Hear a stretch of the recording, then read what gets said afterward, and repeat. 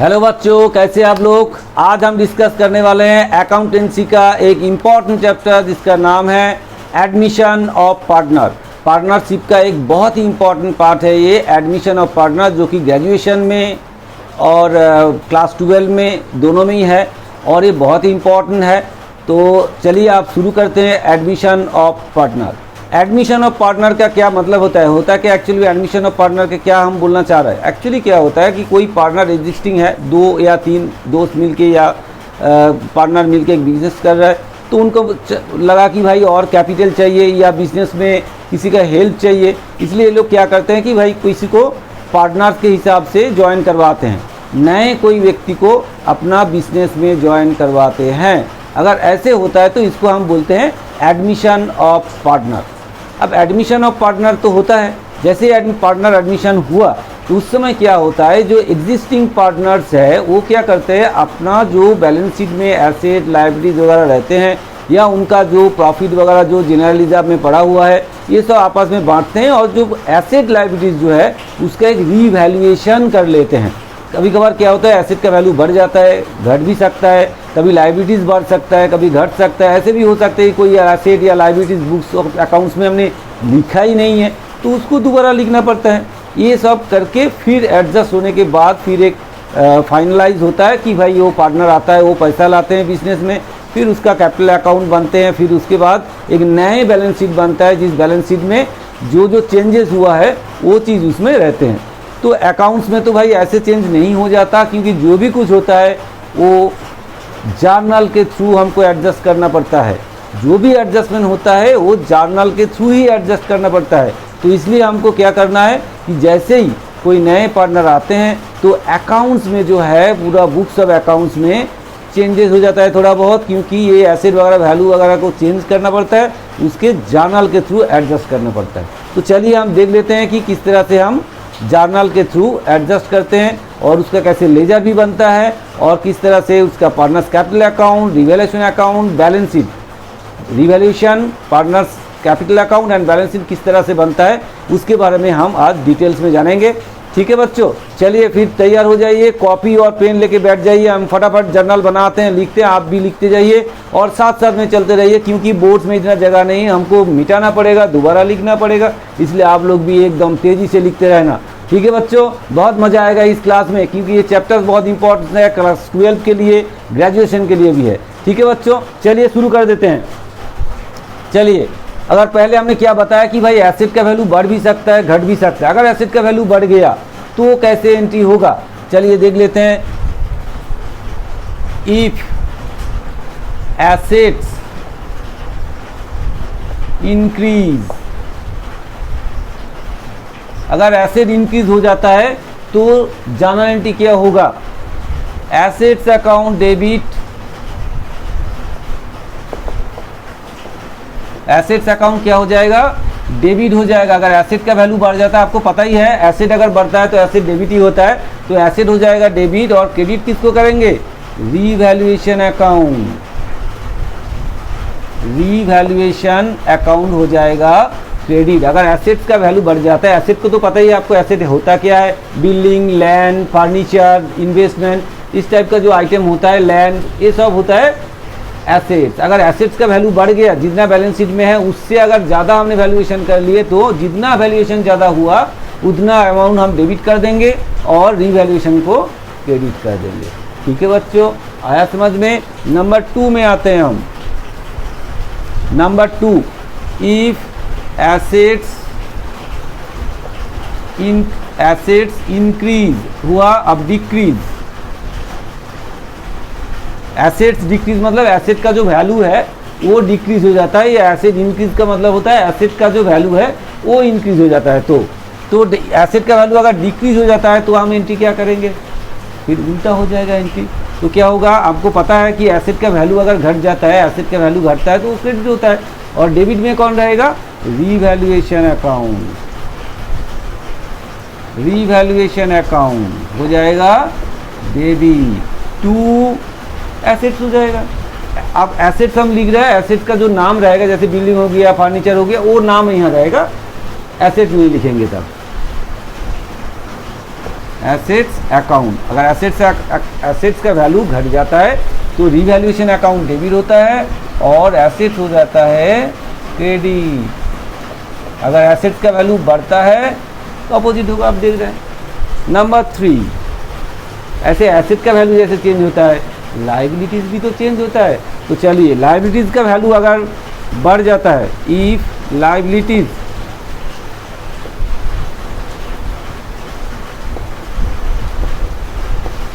Increase, आप लोग थोड़ा साथ साथ में कॉपी करते चलना क्योंकि हमको मिटाना पड़ेगा, ठीक है बच्चों। तो अगर लाइबिलिटीज़ का जो वैल्यूज़ है, लाइबिलिटीज़ जो है वो अगर क्या हो जाता है, इंक्रीज हो जाता है, तो क्या होगा, हमको पता है कि लाइबिलिटीज़ इंक्रीज होता है तो लाइबिलिटीज़ क्रेडिट होता है। तो जनरली तो लाइबिलिटीज़ क्रेडिट होगा और रीवैल्यूएशन डेबिट हो जाएगा। तो क्या हो जाएगा, रीवैल्यूएशन अकाउंट हो जाएगा डेबिट और liabilities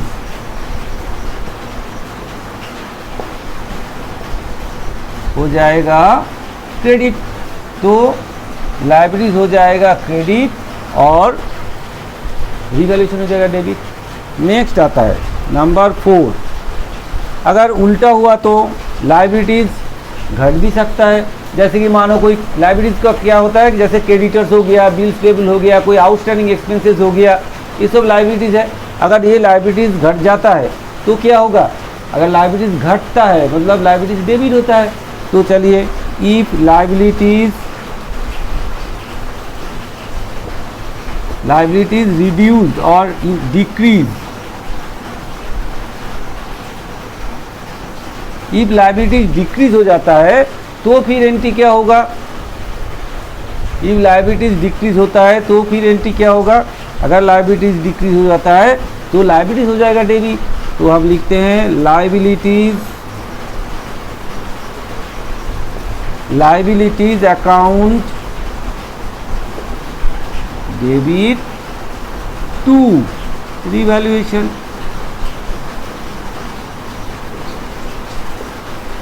liabilities account debit to revaluation.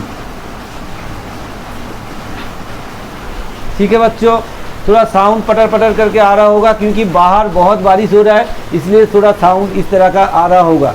ठीक है बच्चों, चलिए, liabilities account debit to revaluation.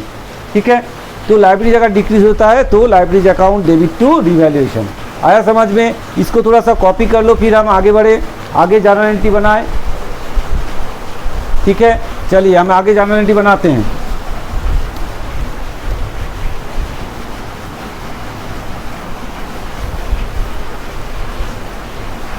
Next होता है अगर नंबर 5, लाइबिलिटीज एसेट का तो काम हो गया है।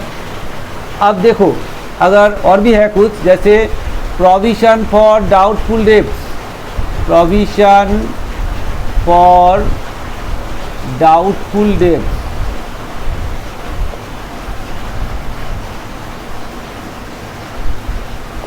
अगर प्रोविजन फॉर डाउटफुल डेट्स पता है क्या होता है, या बैड डेट होता है, जो भी है प्रोविजन फॉर डाउटफुल, तो क्या होता है कि भाई आगे जाके डेटर से कुछ मिल नहीं भी सकते, मतलब जितना हमको उससे मिलना है वो नहीं भी मिल सकते, उसका एक प्रोविजन करके हम पहले से रखते हैं, जिसको बोलते हैं प्रोविजन फॉर डाउटफुल डेट्स और प्रोविजन फॉर बैड डेट्स। अगर प्रोविजन फॉर बैड डेट्स हुआ तो क्या होगा, डेटर्स जो है वो घट सकते हैं, घटेगा, है ना। तो इसलिए क्या, डेटर्स घट सकता है, लेकिन घटा नहीं है, इसलिए सीधा सीधा हम डेटर्स नहीं लिखते प्रोविजन फॉर डाउटफुल डेट्स। तो हम क्या करेंगे, provision for doubtful debts account को क्रेडिट करेंगे और रीवैल्यूएशन को डेबिट करेंगे। क्या लिखेंगे, revaluation account debit to provision for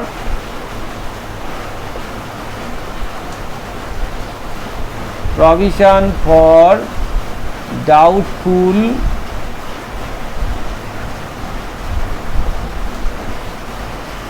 debts, provision for doubtful debts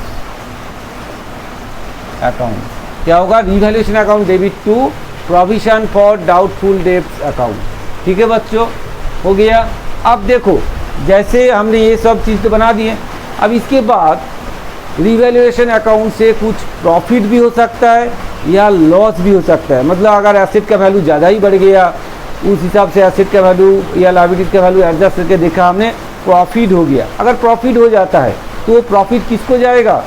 पुराना जो पार्टनर से भाई, जो पार्टनर ओल्ड पार्टनर पड़ा हुआ है वो लोग आपस में बांट लेगा, ठीक है ना। तो हम number 6, if profit on revaluation, अगर प्रॉफिट होता है प्रॉफिट ऑन रिवैल्यूएशन, रिवैल्यूएशन में अगर प्रॉफिट आता है तो क्या एंट्री होगा? Revaluation account debit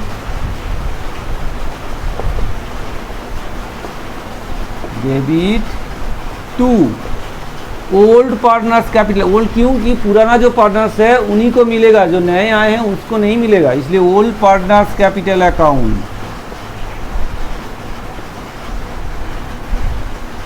old partners capital account हो जाएगा, ठीक है बच्चों। नंबर 7, अगर लॉस हो गया, तो क्या एंट्री होगा? If loss on revaluation, if loss on revaluation तो फिर क्या होगा? एंट्री उल्टा हो जाएगा। Old partners capital account, old partners का जो कैपिटल अकाउंट है, प्रॉफिट हुआ तो भाई पार्टनर्स का कैपिटल अकाउंट से जोड़ेगा ना, वो क्रेडिट हो जाएगा, बढ़ जाएगा।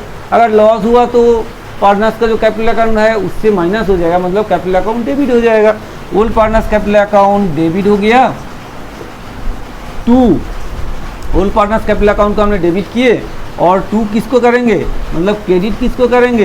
रिवैल्यूएशन अकाउंट को,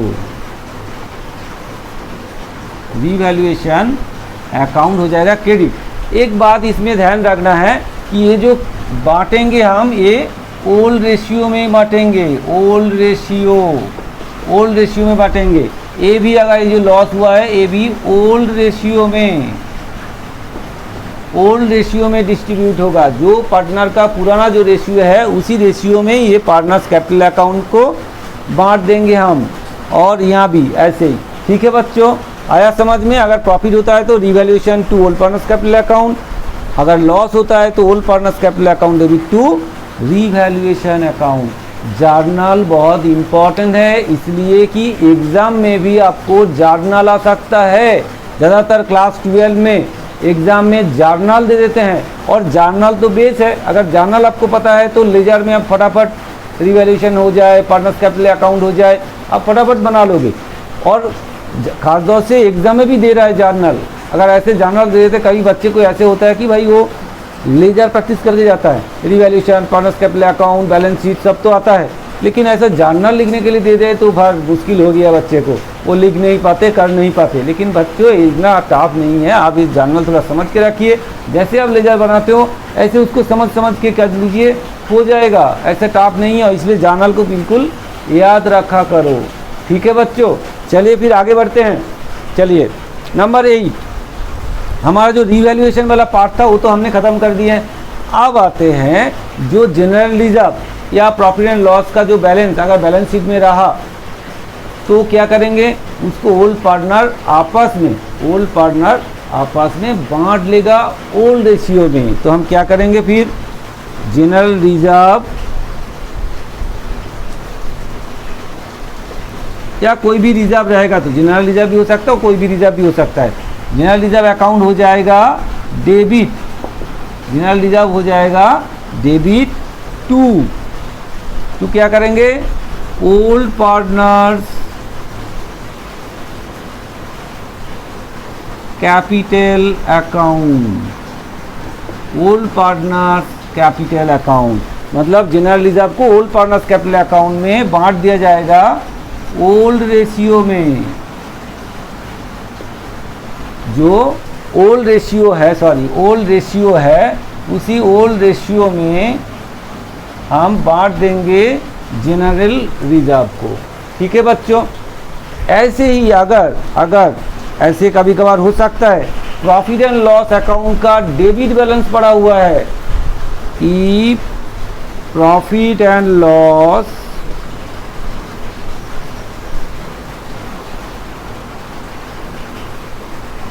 debit balance, profit and loss debit balance.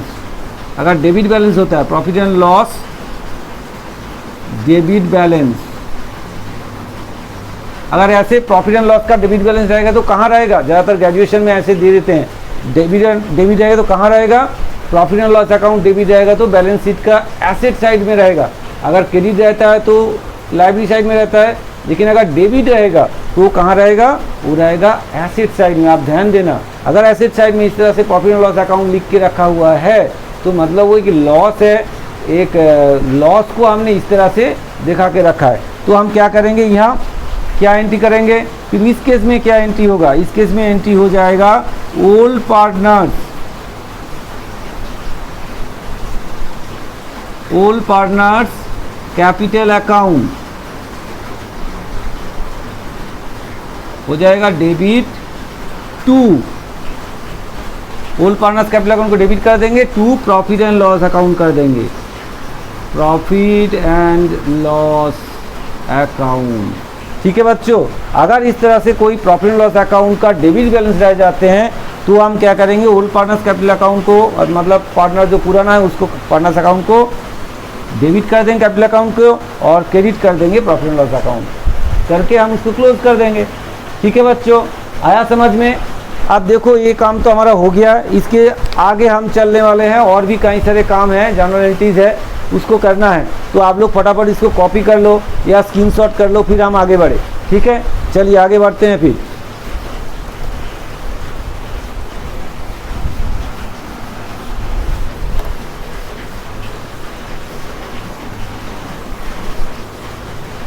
आप देखिए, जो नए पार्टनर आएगा वो तो ऐसे नहीं आएगा ना भाई, मुफ्त में थोड़ी ना आएगा, वो तो कुछ पैसा वगैरह लेके आएगा। वो जो कैश लेके आएगा या कैपिटल लेके आएगा उसके लिए भी जनरल एंट्री होगा। चलिए फिर जनरल एंट्री क्या होगा? Capital brought in by new partner. अगर नए जो पार्टनर आए हुए हैं वो अगर कैपिटल लाते हैं तो क्या एंट्री होगा? कैपिटल लाया मतलब कैश या बैंक में पैसा लाएगा, तो एंट्री क्या होगा? कैश और bank account, generally bank account ही होता है, बैंक अकाउंट हो जाएगा debit to new partners capital account, new partners capital account, new partners capital account. ठीक है बच्चों, कैपिटल अगर पार्टनर्स लाते हैं तो क्या हो जाएगा? कैश और bank account debit to new partners capital account. ठीक है बच्चों, क्लियर? नेक्स्ट, पार्टनर को हम ऐसे घुसने नहीं देंगे। हमने अच्छे तरीके से बिजनेस बनाया, बिजनेस का नाम कमाया है, गुडविल है भाई बिजनेस का, बिजनेस चल रहा है, और आपस में आप आके उसके अंदर घुसेंगे और फटाफट प्रॉफिट कमा के जाएंगे, ऐसे नहीं होने वाले हैं। तो क्या करेंगे भाई? आपको घुसने के लिए कुछ प्रीमियम देना पड़ेगा, कुछ गुडविल के लिए कुछ प्रीमियम देना पड़ेगा। किसको देना है? जो पुराना पार्टनर है उनको देना है। अगर उनको सीधा सीधा हाथ में दे दिए, if directly paid to the partner in hand, then क्या होगा? इसका कोई एंट्री होने वाला नहीं है, इसका कोई एंट्री नहीं होगा बिजनेस अकाउंट में। लेकिन अगर उसने वो पैसा बिजनेस में लाए तो उसके लिए क्या एंट्री होगा? चलिए,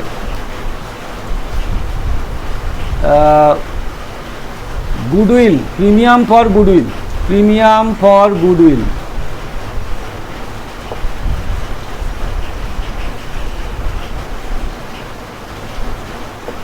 premium for goodwill brought in by new partner.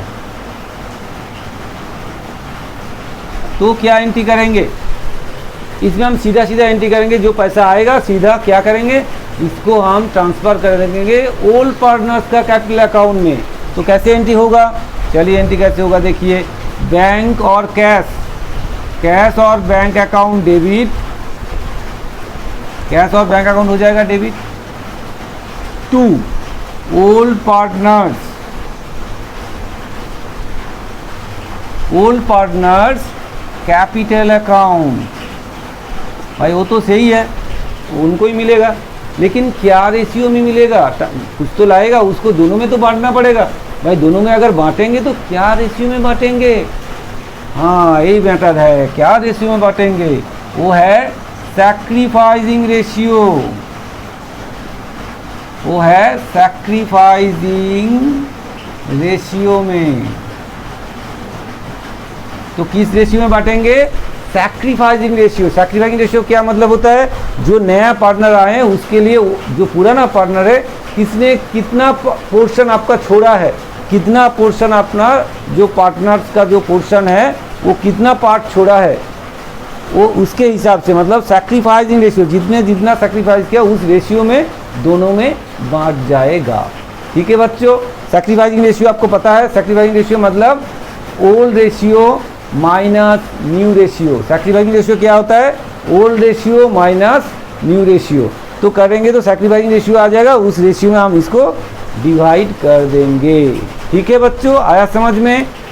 चलिए और एक मैटर है, कभी कभार क्या होता है कि भाई गुडविल का प्रीमियम फॉर गुडविल जो है वो ड्यू तो है। ओल्ड पार्टनर ने बोला भाई इतना तुमको प्रीमियम फॉर गुडविल लाना है, जो पार्टनरशिप फार्म है उसका एक गुडविल वैल्यूएशन होता है, और जितना शेयर जो नए पार्टनर आते हैं उसको उतना गुडविल लाना पड़ता है, प्रीमियम फॉर गुडविल का अमाउंट लाना पड़ता है। लेकिन कभी कभार क्या होता है, गुडविल तो लाना था, ड्यू हुआ, लेकिन पार्टनर ने नहीं लाए, तो इस केस में क्या एंट्री करेंगे, कैसे एडजस्ट करेंगे? चलिए फिर देख लेते हैं कैसे एडजस्ट करेंगे। चलिए, if premium for goodwill, premium for goodwill due but not brought in by new partner,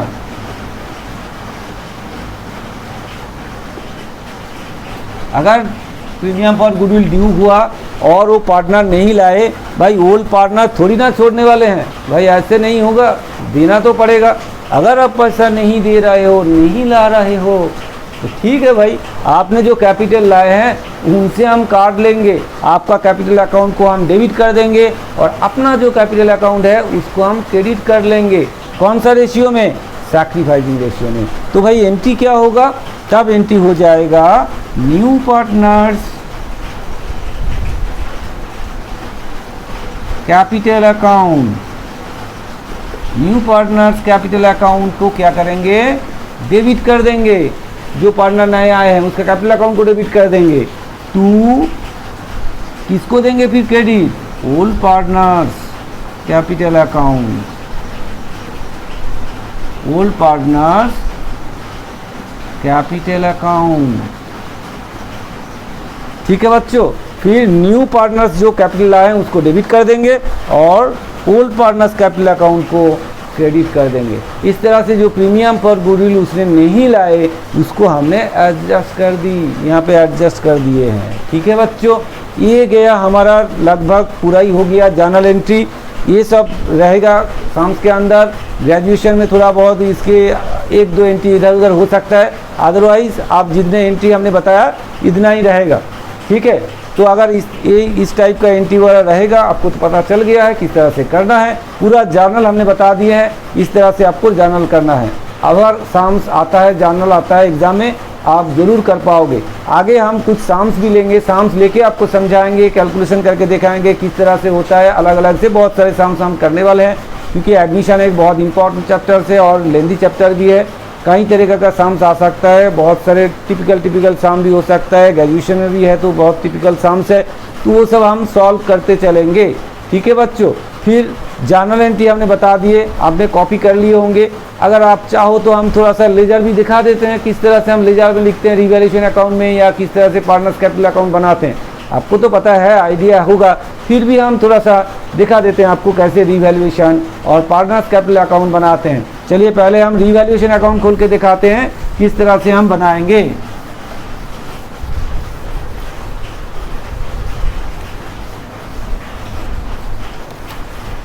हम आज स्ट्रक्चर बता देते हैं और नेक्स्ट दिन भी हम प्रॉब्लम लेके आएंगे, प्रॉब्लम सॉल्व करेंगे। चलिए स्ट्रक्चर कैसे होगा हम बता देते हैं आपको पता है इस तरह से बनाना पड़ता है। फटाफट बना लीजिए। लेजर बनाना है, हम ज़्यादा कुछ नहीं लिखेंगे। यहाँ पर्टिकुलर्स, ये हो गया अमाउंट और पर्टिकुलर्स, ये हो गया अमाउंट। थोड़ा सा इस साइड में कर लेते हैं, अमाउंट, ठीक है बच्चों। और ये हो गया रीवैल्यूएशन अकाउंट, रीवैल्यूएशन अकाउंट, ठीक है बच्चों।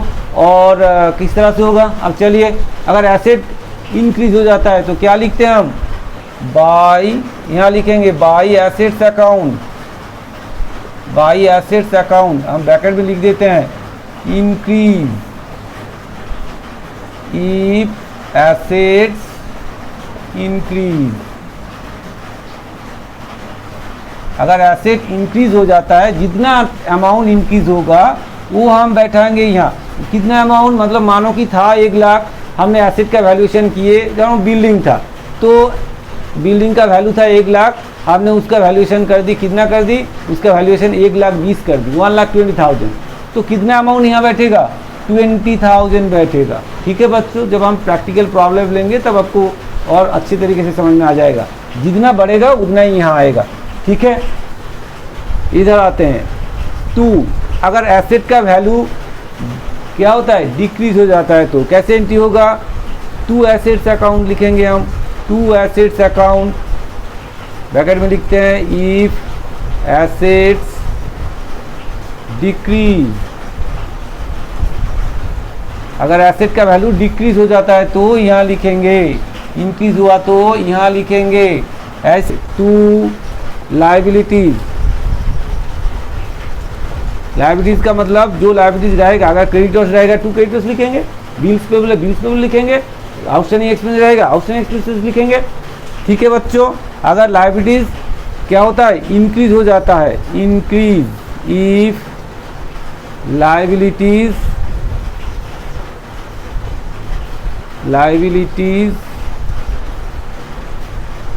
इंक्रीज हो जाता है तो, लायबिलिटीज अगर बढ़ जाता है तो कहाँ आएगा, यहाँ आएगा। ठीक है, अगर लायबिलिटीज घट जाता है, कम हो जाता है तो कहाँ आएगा, बाई लायबिलिटीज। अगर लायबिलिटीज घट जाता है मतलब कम हो जाता है तो इधर आ जाएगा। तो यहाँ लिख देते हैं इफ लायबिलिटीज, यहाँ लिखा नहीं है, लायबिलिटीज इंक्रीज, यहाँ आएगा इफ लायबिलिटीज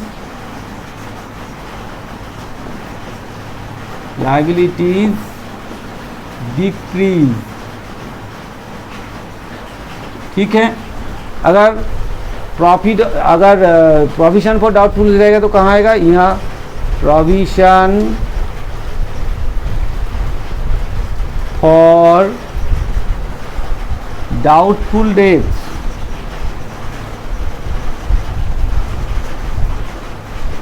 यहाँ आ जाएगा। ठीक है बच्चों, यहाँ आ जाएगा प्रोविजन फॉर डाउटफुल डेट्स, यहाँ आ जाएगा। ठीक है, इसके बाद जो प्रॉफिट या लॉस जो भी होगा, प्रॉफिट और लॉस जो भी होगा वो हम देखेंगे। अगर इधर बैलेंस आया, अगर इधर बैलेंस आते हैं, इधर बैलेंस आते हैं तो क्या आ जाएगा, प्रॉफिट आएगा 2 partners, old partners capital account, old partners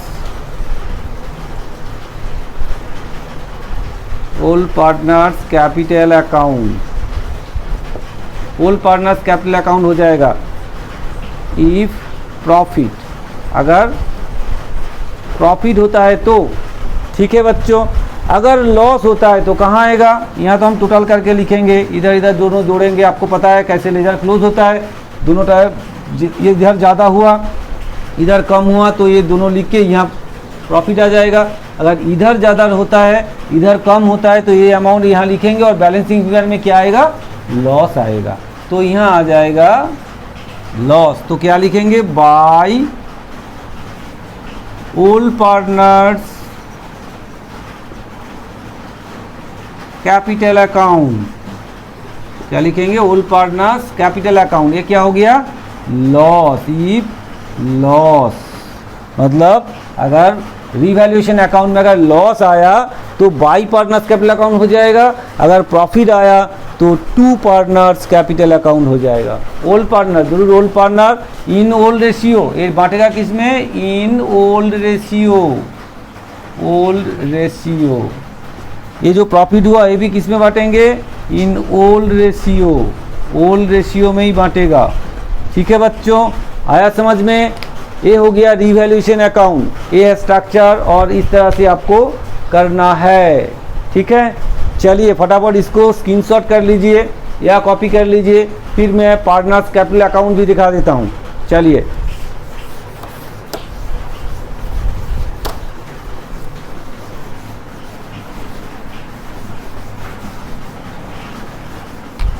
फटाफट हम पार्टनर्स कैपिटल अकाउंट खोल लेते हैं।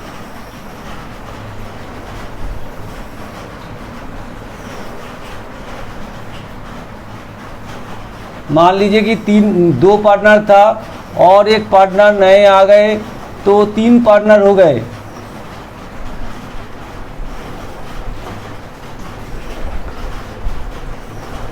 ठीक है, तो ये पार्टनर्स कैपिटल अकाउंट हो गया, पार्टनर्स कैपिटल अकाउंट हो गया। ठीक है, मान लेते हैं तीन पार्टनर है, पार्टिकुलर्स, मान लो ए बी सी, तीन पार्टनर था, तीन पार्टनर है, पार्टिकुलर्स,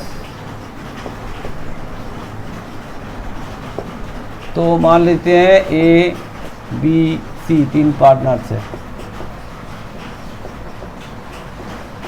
ठीक है बच्चों, इस तरह से हो जाएगा। ये हो गया हमारा स्ट्रक्चर। स्ट्रक्चर समझ में आ गया। अगर चार पार्टनर हुआ तो और एक अमाउंट का कॉलम हो जाएगा। चलिए कैसे लिखेंगे, पहले बाय बैलेंस